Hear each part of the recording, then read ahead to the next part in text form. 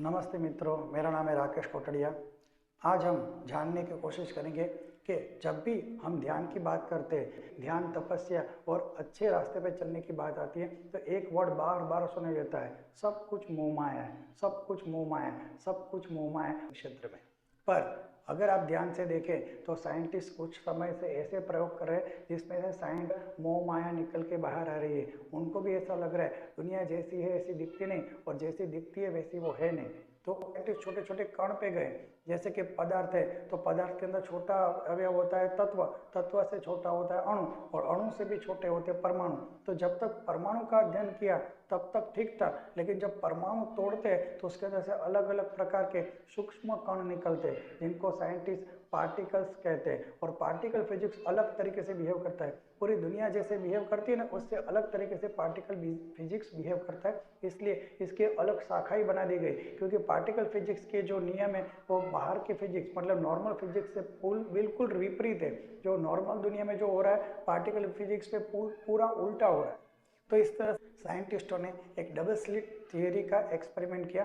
तो उन्होंने क्या किया, उन्होंने प्रकाश को दो होल वाली एक एक दीवार में से दो स्लिट मतलब दो तिराड़, उसके अंदर से प्रकाश को जब भेजा तब वहाँ पे इमेज बनी तो वहाँ पे दो लाइंस बन गई। तो ये तो सिंपल बात है, प्रकाश को दो तिराड़ों में से भेजते, दो स्लिट में से भेजते तो दो इमेज बनने ही वाली है।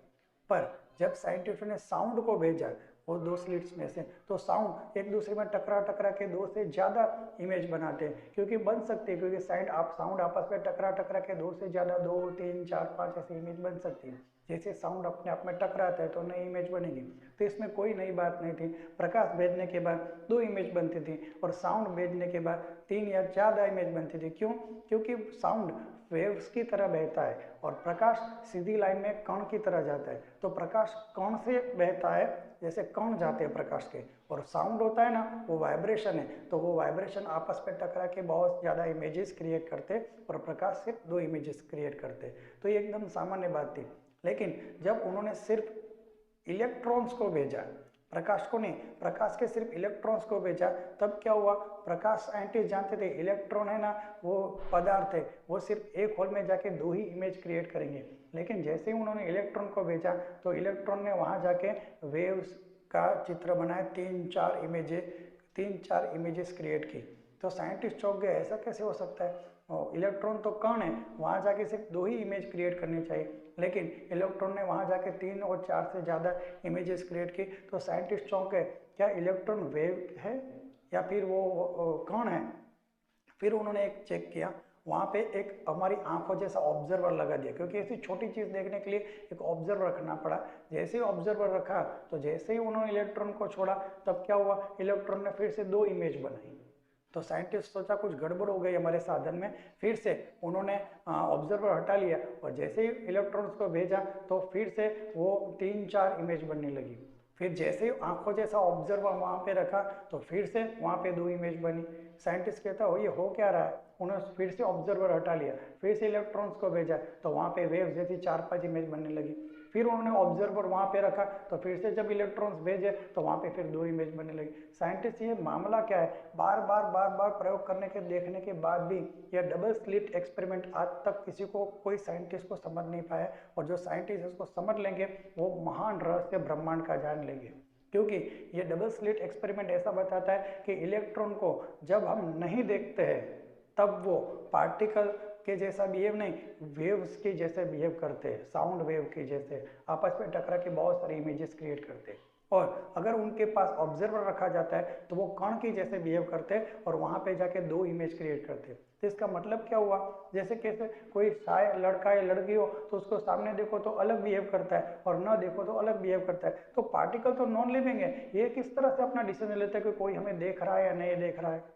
छोटे छोटे पार्टिकल्स है, वो नॉन लिविंग को कैसे मालूम पड़ता है कि हमें देखा जा रहा है तो हमें दो इमेज बनानी चाहिए, और हमें जब कोई नहीं देख रहा है तब हमें 4 या 5 इमेजेस बनाने में फ्री है। तो पार्टिकल एक्सपेरिमेंट का जब ये एक्सपेरिमेंट हुआ पूरी दुनिया के साइंटिस्ट चौंक गए। तो आज तक साइंटिस्ट ये बात को समझ नहीं पा रहे हैं, जब भी साइंटिस्ट ये एक्सपेरिमेंट करते हैं, जब भी वहाँ पे ऑब्जर्वर रखा जाता है तो वहाँ पे दो इमेज बनती हैं, और ऑब्जर्वर जैसे हटाया जाता है तो वहाँ पे 2 से ज़्यादा इमेजेस उनके वापस बन के आती है। तो साइंटिस्ट बार बार इसका आंसर ढूंढ रहे हैं, लेकिन आज तक उनको यह जवाब नहीं मिला। तो इसका एक ही मीनिंग है, पदार्थ को, दुनिया को हम जैसा देखते हैं ऐसी दुनिया बन जाती है, लेकिन अगर हम नहीं देखते तो दुनिया बहुत सारे आयामों में अलग अलग प्रकार की दुनिया है। तो यही हमारे अध्यात्म में लिखा हुआ है, जैसे हम देखते हैं ऐसी सृष्टि हो जाती है, लेकिन अगर हम नहीं देखते, हमारे ध्यान में नहीं है, तो सृष्टि बहुत प्रकार की है। तो सृष्टि में बहुत सारी चीजें मौजूद है, लेकिन हमारे देखने की वजह से वो सीमित दायरे में आ जाती है, दो में। लेकिन जैसे हम ऑब्जर्व नहीं कर पाते तो मल्टीपल डायमेंशन में पूरा ब्रह्मांड मौजूद है। तो एक ब्रह्मांड है ऐसा हम देख सकते हैं, लेकिन अगर हम ऑब्जर्व ना करें तो मल्टीपल यूनिवर्स है, अनंत ब्रह्मांड मौजूद है। तो एक ब्रह्मांड के अंदर अनंत ब्रह्मांड एक साथ मौजूद है, ऐसा हमारे ऋषि मुनियों वर्षों से कहा करते थे। और वेदों में भी लिखा है कि एक डायमेंशन नहीं है, एक दुनिया नहीं है, एक दुनिया के पीछे हजारों दुनिया एक साथ काम कर रही है। ये लोग भी है, वो लोग भी है, परलोक भी है, सारे प्रकार के जितने भी लोग हैं वो इसी टाइम इसी वक्त मौजूद है। लेकिन जैसे हम देखते हैं तो हम इस लोक के बारे में ही जान सकते हैं, लेकिन जब हम नहीं देखते, मतलब उच्च अवस्था में जाके देखते, तो वहाँ पे बहुत सारे लोग ऐसे मौजूद है। लेकिन फिजिकल लेवल पे कोई भी साइंटिस्ट, कोई भी उपग्रह से, कोई भी दूरबीन से उन लोगों को नहीं देख सकता, क्योंकि आपके पार्टिकल, साइंटिस्ट के पार्टिकल ये सब बताते हैं कि जैसे ऑब्जर्व करते हैं तो वो दो में आ जाते हैं, और जैसे ऑब्जर्व नहीं करते तो बहुत सारी इमेजेस बनती हैं। तो डबल स्लिट थियरी को साइंटिस्ट को पागल करके रखा है। आज तक साइंटिस्ट इनका आंसर नहीं ढूंढ पाए। तो यही हुआ ना, मोह माया, दुनिया जैसी दिखती है वैसी है नहीं, और जैसी है वैसी हम देख नहीं पाते। तो मोह माया के जो चक्कर की बात है कि इंसान को मोह माया अट्रैक्ट करती है, तो जो चीज़ होती है वो इंसान देख ही नहीं पाता, और मोह माया के चक्कर में उसे उल्टे उल्टे काम करके जीवन बर्बाद कर डालता है। तो इसे बहुत टाइम पहले ऋषियों ने ये सब बताया हुआ है। आज साइंटिस्ट लीगली इसको प्रूव कर रहे हैं। डबल स्लिट थियरी को आप नेट में जाके बहुत ज़्यादा सर्च कर सकते हो, उसमें आपको एकदम ठीक से मालूम पड़ेगा। जब भी साइंटिस्ट ऑब्जर्वर, हमारी आंख जैसा ऑब्जर्वर लगाते हैं, तो वहाँ पे इलेक्ट्रॉन अलग बिहेव करता है, दो इमेजेस बनाता है, और जैसे ही हम वो ऑब्जर्व हटा लेते हैं तो इलेक्ट्रॉन को भेजने के बाद बहुत सारी इमेजेस बनती है। तो साइंटिस्ट खुद कंफ्यूज है कि हो क्यों रहा है, ऐसा क्यों है, नॉन लिविंग चीज़ है, कैसे मालूम पड़ती है कि उनको देखा जा रहा है और नहीं देखा जा रहा है। तो बिल्कुल हमारे वेदों के सिद्धांत, माया के सिद्धांत को, कि पूरी दुनिया मायाग्रस्त है, और मायाग्रस्त होने के कारण हम दुनिया को सही तरीके से नहीं जान पाते।